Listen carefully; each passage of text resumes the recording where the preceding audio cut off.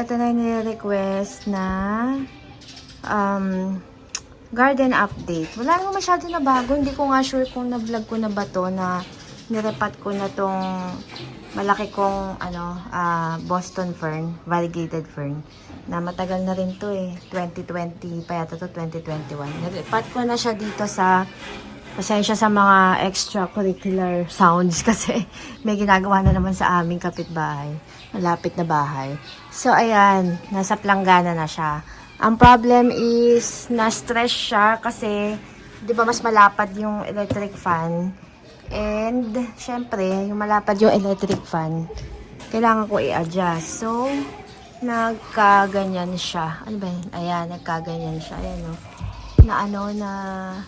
Nagkapatay-patay yung nasa likod. But, eto nasa harap, okay, yung hindi ko nagalaw. Anyway, makaka-recover din yan. Nilalagyan ko na lang siya ng Miracle Grow. Binidiligan ko ng Miracle Grow para mabilis mag-usbong ulit. Yun. Tapos, etong mga cotton fern ko, ayan, nirepat ko natin sa bigger pot. 10 inches na yung pot na yan. Pati yung isa. Ang ingay, no? Eto, pati yung isa, yan. Nirepat ko na rin yan. Yan. So, pinagpalit ko sila. Buti nga medyo tag-ulan na ngayon. Hindi nga masyado umuulan dito ulit eh. Pero kagabi umulan. Yun. Pagkatapos ko magdilig, umulan. Napakagaling. Tapos ito, si Peruvian. Ayan. Nalabanan naman, napagtagumpayan naman namin ang summer. Kahit marami nagdilaw na leaves. Maraming bagong usbong yan.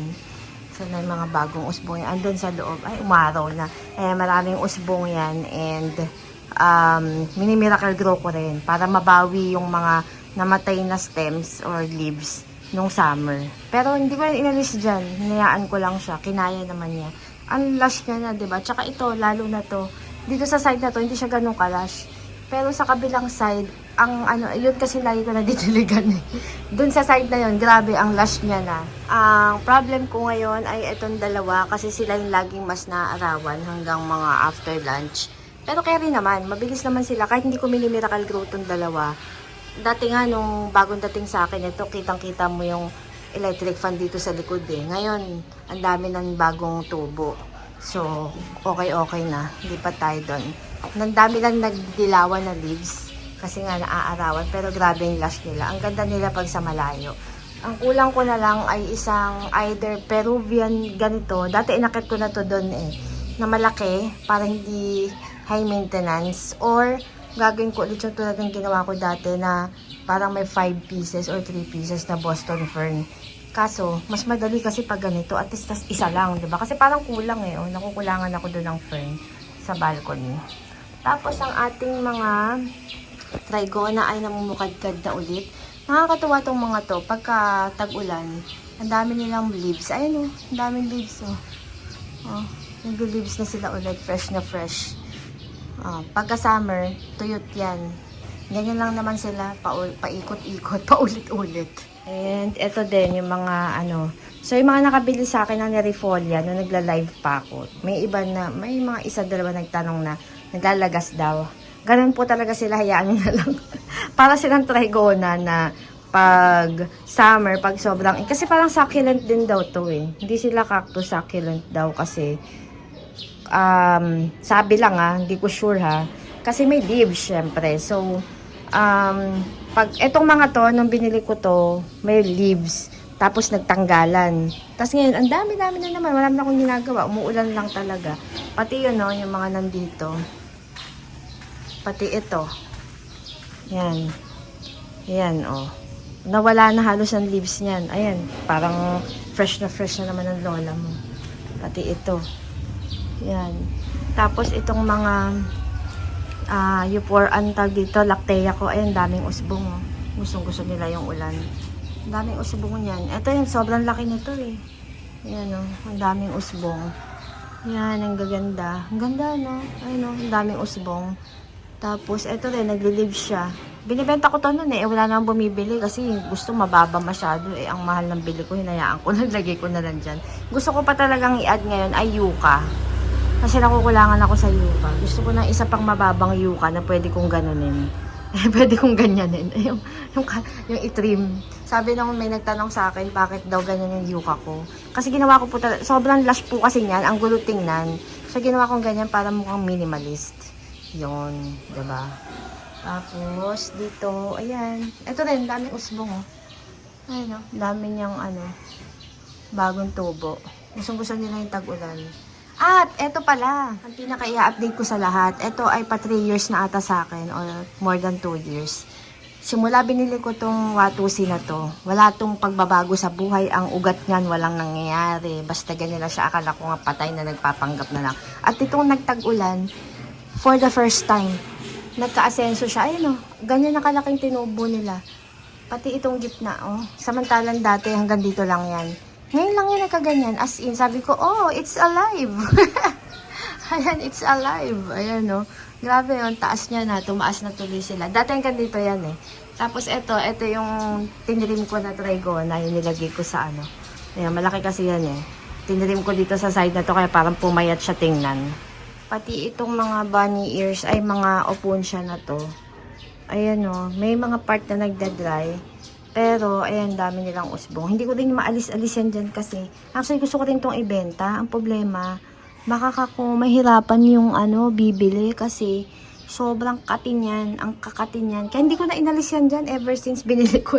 Kailangan meron kang makapal na gloves or carton. Yun yung ipangahawak mo. Yun. Yun. Kaya inanyaan ko na lang sila dyan. Mahal pa naman yung upunsya na yan. Hindi siya yung regular na bunny ears. Hindi. So, sabi ko, sige na nga, dyan na nga lang kayo. Bahala na sa future. Ayun na, pati yung mga, ayun na, nakita niyan doon siya dati, inusog ko. Nakadikit na yun, nakatusok na sa wallpaper yung ayun na, yung mga spikes nila, yung mga tusok-tusok nila. Ang katin yan, grabe. Tapos, itong variegated yucca ko, hindi ko na tinuloy ibenta. Ang dami niyang usbong. Pinatong ko na lang siya sa pot. Hindi ko na siya binenta kasi siya na yung pang-accent ko dito.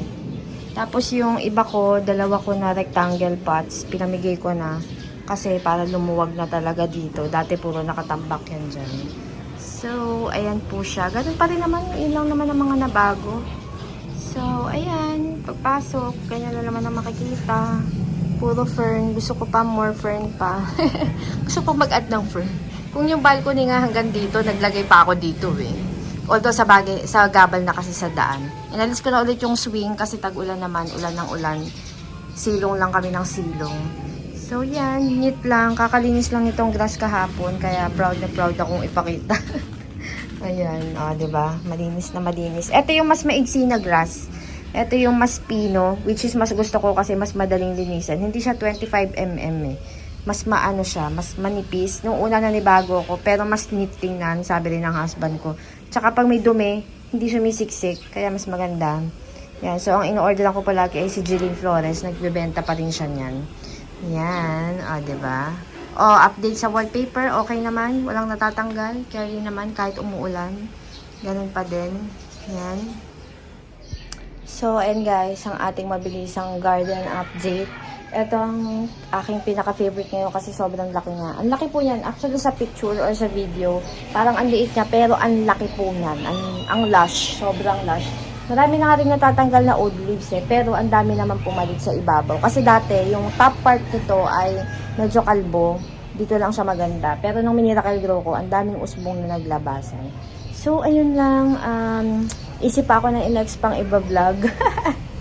Kasi sobrang busy talaga. Gusto ko naman din mag-vlog. Pero, alam niyo, minsan may time din na pag wala kang gagawin, di ba, magtutula-tulalaan na lang ako, di ba? Tsaka yun nga, ang dami naming inayos sa loob ng bahay, pati sa taas. Inaantay ko na lang yung dumating yung bagong shoe cabinet para lang maayos na talaga doon kasi lalagyan ko rin yung ibang side ng bags kasi nakakalat lahat yung gamit namin sa taas, yung mga shoes and everything dahil nga nag-ayos kami dito sa baba. Ang dami kong tinapon, pinamigay, dineclutter ng mga gamit kasi gusto ko maluwag. Ayoko ng maraming katsutsuan na yung may part na ay ito maraming gamit na hindi ginagamit. Ayoko ng ganun eh. So every once in a while nagde-declutter ako para kasi nga mahilig akong bumili ng anik-anik. So yun, ba yan? So ayun, thank you guys and happy weekend. Bye-bye.